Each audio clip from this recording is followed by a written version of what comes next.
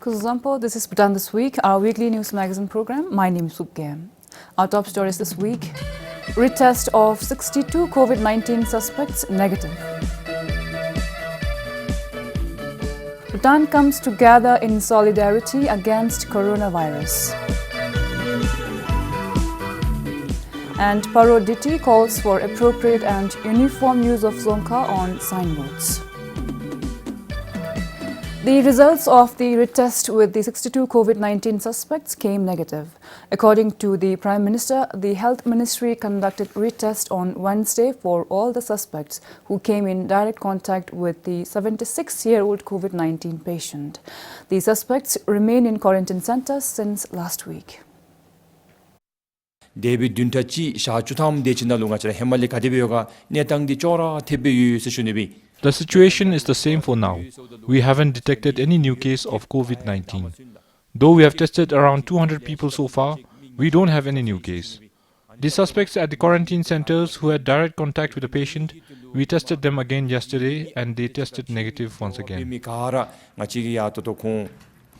입지 할람치 대땅아 지기 사고 뉴진 베보나도 딥치가 튼 조마초 미다 피마초베 제고 젠탑 마디오 가랑 같이 중기 세베 고 유미디스에 가자 가라 잭잡지 아나 콩레 도레 니지미 비튼데 세슈니비.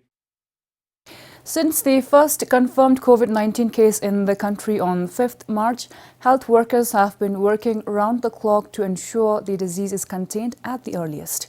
And looking at how things are operating, the efforts entail a lot of sacrifices, so much so that they have to live away from their home and family for days.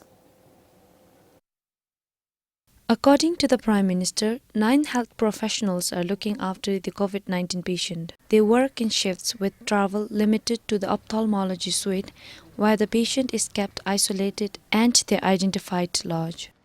주 듀티 나오 넵디타 소진 도롱아 지기 numkur 치레이라 아니 numkur 디나라 주디기베 드라이버의 카레잡 구샴주 드주카 콜라드 괜찮디소 가라 견디기베 공야 강나게 제고디 파랍지 도루 팔리 렌바츠 압디나사게 도루 달리 렌바베 공아니 사고니나로 공점보 준비 조디라 아니면 공기 듄탕이 되지 샤주담 주치 되지 차 수사이 갈래 대공 우동 세슈니베라 공 팜빈차다 지가야 피미숍 다치나 팜빈차 나시로 공아지기 땀이 좋으시니베.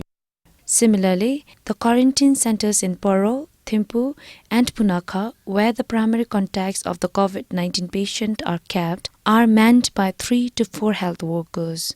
Health workers' main job is to check these people, quarantine people twice a day, and anytime if these people feel sick, so they will be. We also have basic medicines there, so they will check, and in case they become sick, this health worker go and check. So we also have got a ward boy there posted there. So ward boy's main job is basically to visit these rooms every day and clear the any whatever wastage, like for example food or anything wastage they will put in that dustbin. These people also have to stay there 14 days. According to the Health Ministry, the suspects at the quarantine centers are provided with all the required facilities.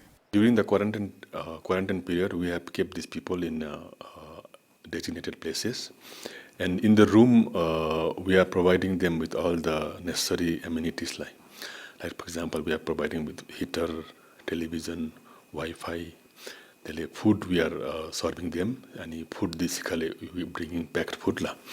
Currently, 62 first contacts are quarantined in the centers. At the same time, 330 secondary contacts are under self-quarantine at home. Sangishizo for BBS News. The government is working on a red zone contingency plan for COVID-19. This, the health minister says, is for if the country enters the red zone due to the COVID-19 outbreak, which would put the nation into a complete lockdown.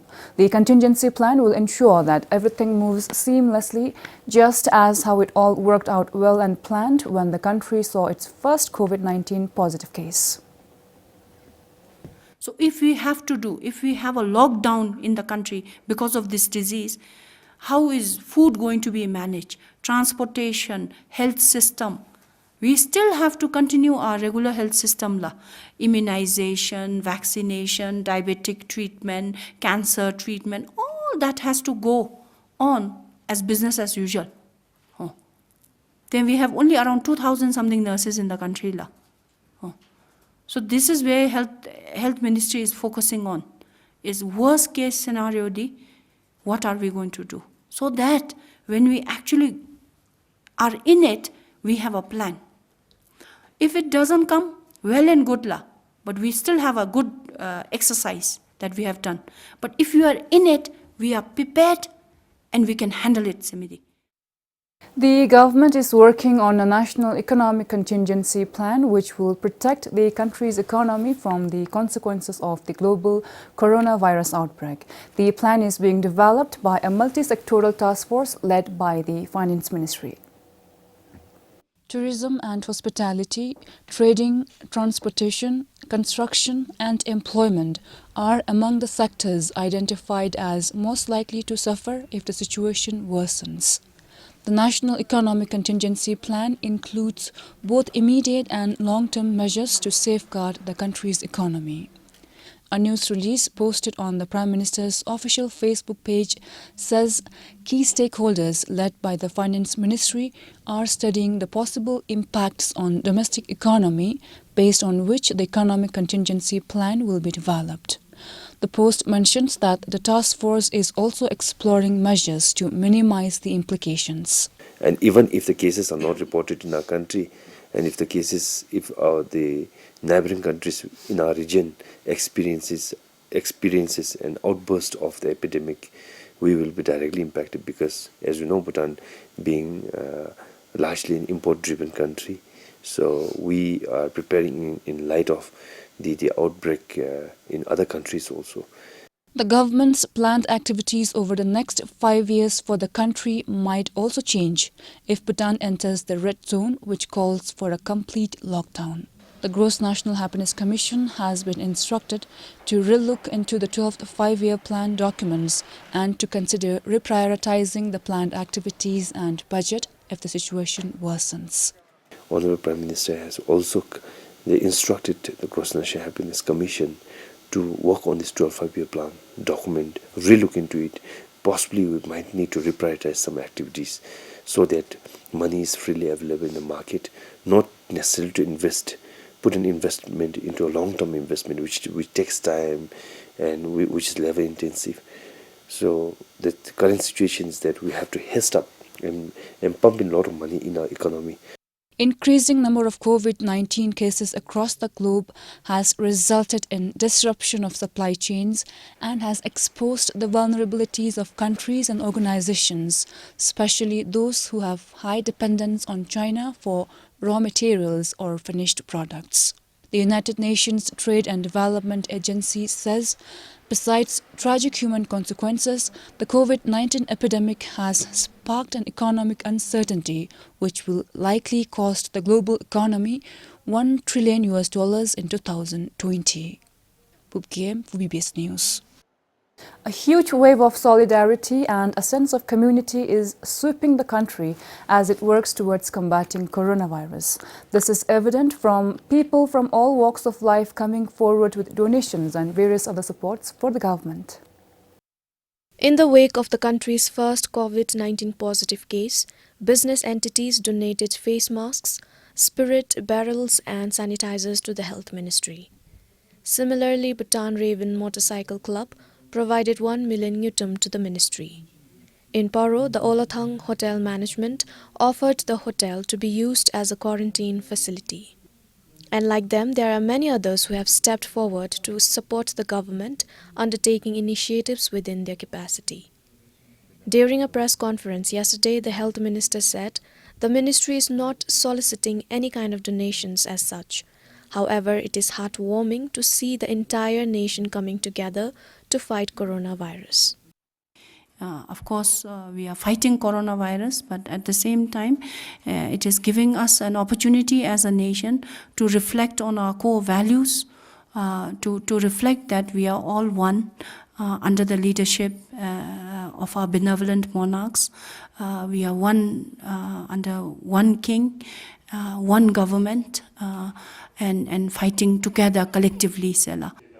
Even the members of parliament, including the Prime Minister, voluntarily committed to donate their 1 month's pay to the government. If the situation worsens, they are willing to work without salary. The parliamentarians will also forego foreign, constituency and other visits. According to the Health Minister, at this point of time, the ministry does not have any other specific needs besides the medical commodities which people cannot procure directly. It is giving us an opportunity. A few are calling us and saying if they can make donations available. So it's completely up to public. The need as such, I think for us, the need of the hours are health commodities, which we are already procuring through support from WHO, through support from our own government, and we should have enough stock in hand for now. The World Health Organization also donated 12.5 million yutam to the government to support activities towards COVID-19 preparedness and response earlier this week. Sunam Pem for BBS News. The World Health Organization gives some myth-busting facts surrounding COVID-19. In the midst of coronavirus outbreak, people around the world have created a lot of myths in an attempt to seek measures beyond science.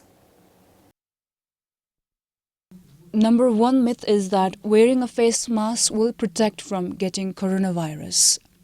WHO says masks are effective only when used in combination with frequent hand sanitizer containing alcohol or washing hands with soap and water. Spraying alcohol or chlorine all over the body can kill the virus is another misconception. WHO says spraying alcohol and chlorine cannot kill the virus that have already entered the body. They are used as disinfectants.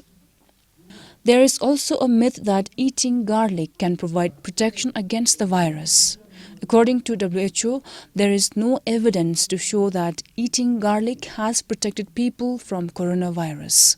The virus affects people of all age group, contrary to the misbelief that it affects only older people.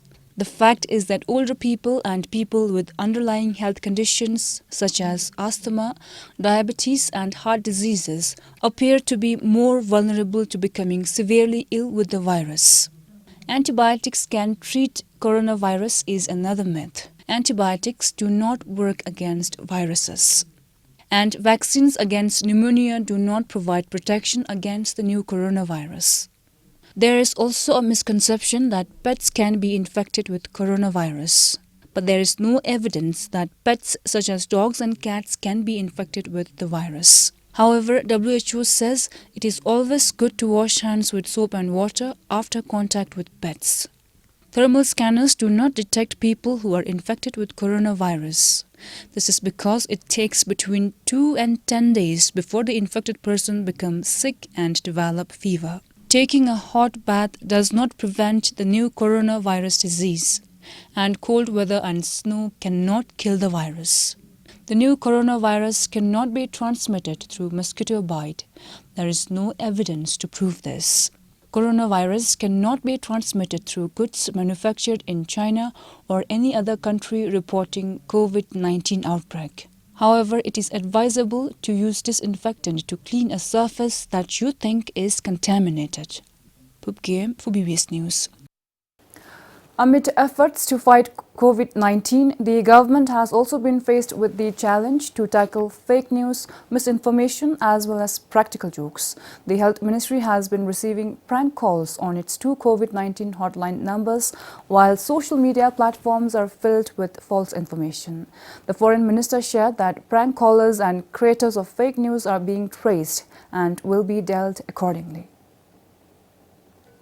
After Bhutan confirmed its first COVID-19 case in a 76-year-old male tourist on Friday, the Health Ministry created hotline 2121 to answer any COVID-19 related queries and 112 for ambulatory services. While these hotlines receive hundreds of COVID-19 related questions every day, some people have been unnecessarily calling the numbers. Since yesterday, we have been receiving a number of prank calls also. And given the situation, I think this is not the time for prank calls. A repeated a person who has been repeatedly giving prank calls, we have asked the police to trace the person, and we will track, and then we will deal with that person according to the laws of the country Shunibe. But I would sincerely like to appeal to our public through the media that they should refrain from using that hotline to make prank calls to Shunibe.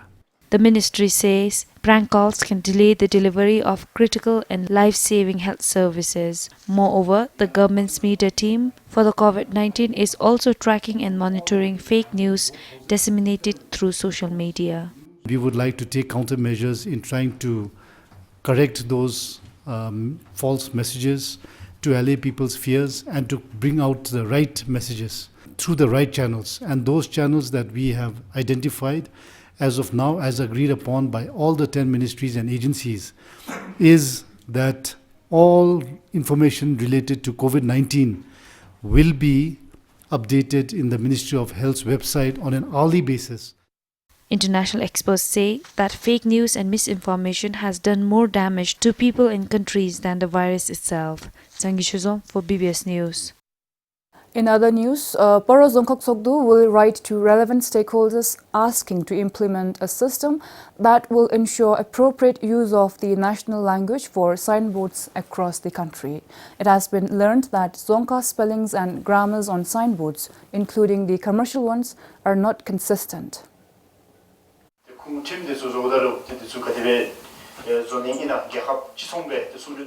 The DT members said agencies such as the Department of Trade and the Dzongkha Development Commission should intervene in ensuring uniformity of the use of national language on billboards, roadside signs, and commercial advertisements.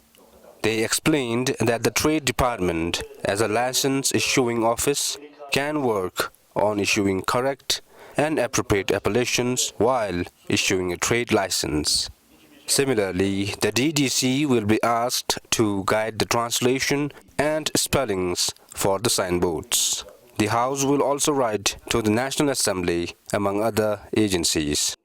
The DT members are of the view that signboard errors are one of the key reasons for the declining national language.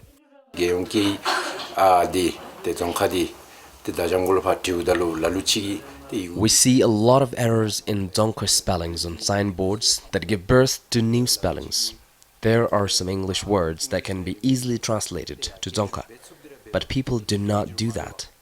If we ignore this problem and do not rectify it at the earliest, it could be a bigger problem later.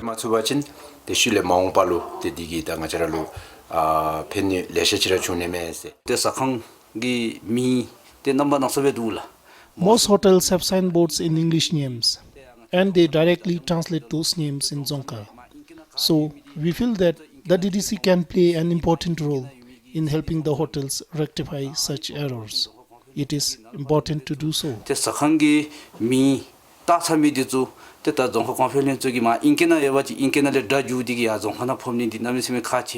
We believe that the implementing agencies do not have a proper guide to regulate this issue. For instance, the Road Safety and Transport Authority allows a uniform text, size and color for vehicle registration plates. If not followed, penalties are imposed. This same concept could be applied for the signboards of hotels, shops and firms. They said uniformity signboards can be easily monitored. During the annual renewal of the trade licenses, inspection of respective signboards can be made mandatory. The Dzongkha Tokdu deliberated on the issue in line with the Local Government Act. As per the Act, the Dzongkha Tokdu, with its regulatory powers and functions, shall regulate posting of billboards, roadside signs, and commercial advertisements, among others, to ensure preservation of scenic and aesthetic beauty. This is Namgyawang Chuk for BBS News, Paru. Some transporters in Galifu involved in boulder export business are facing difficulty in finding Bhutanese truck drivers to work for them. They are requesting the government to allow Indian trucks to transport boulders from Galifu. The matter was discussed during a recent meeting between the transporters, exporters and the Bhutan Chamber of Commerce and Industry. The transporters reasoned that allowing Indian trucks would help revive the boulder export business in Galifu, which has failed to gain momentum after the government temporarily suspended the business in May last year. Locals along the Indian route harassing Bhutanese truck drivers and demanding extortion fees was another reason for the slow business. One of the transporters said, with booming boulder export business, the number of trucks in the country increased significantly. However, today, there are not enough Bhutanese drivers to match the trend. We are not able to control our drivers. Today I say something to my driver, tomorrow he goes to another company, and everybody is in need of drivers. And then we asked permission here unofficially, and then we started some few Indian drivers so that these problems get solved. And then since we are employing their drivers from India, might be like they will be in better position to go through the road and like negotiate with the Indian police and customs. But then, to be very honest, like we have been fined, and it's not for like every time we are not fined. But then I don't know. Whenever the RSTA have mood, they come and then they just cash our vehicle and then they fine them. Deployment of Indian vehicles here in Galifu, we see a lot of potentiality. Galifu has a lot of stock. Potentiality is very high here, but. If we just think as a transporter, Bhutanese transporter alone, then we are not going to benefit in any case. Neither I benefit as a transporter, nor our community, nor the nation. It's going to be a big loss.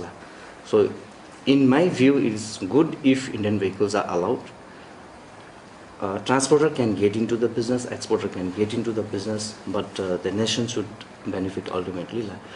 They added, there are no issues in letting Indian truckers ferry the boulders as long as a condition allowing Bhutanese drivers an equal opportunity is clearly outlined.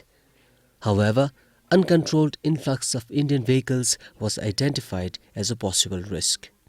According to the Secretary General of the BCCI, a proposal from the exporters and transporters in Galifu was submitted to the Prime Minister last month. It included allowing Indian trucks to operate in Galifu. Besides, a uniform rate on stones from the NRDCL, extending the closing timing of Indo-Bhutan border gate to 8 p.m. and allowing Bhutanese trucks to carry loads in line with the truck's cargo bed level were also requested. For Karmongdi in Sarbong, Sonomongdi, BBS News. The 33-kilometer Nanong York Center Road in Pemagasil now remains risky for travelers along some stretches. It was badly damaged by heavy rain last summer.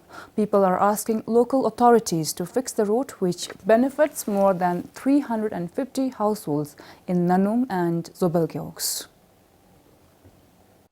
Locals say the road has become dangerous. Rain has badly damaged the black-topped road. This is the Nanong York Center Road in Pemagasil, constructed in 2011. It was difficult to transport construction materials to Yelchin Central School in Nanong Gyok. Heavy vehicles have been avoiding the road and using farm routes.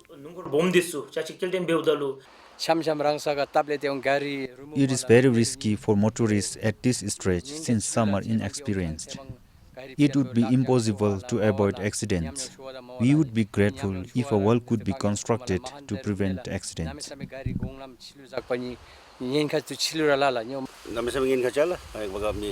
The area is very risky. We have to be extra careful. We don't know whether the road will be maintained or not. But the Zongkok engineering sector has limited budget.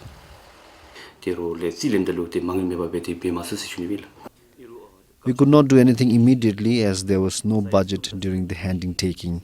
Even though we have received over 3 million ngutam, we have to prioritize the work. There are 11 gyoks in Pemagasil, and Chongqing and Nanong suffered major damage. People are now saying the road needs to be realigned since it is unstable and sinking. But the Dzongkhag has never received any proposal. However, the road would be maintained in a month or two.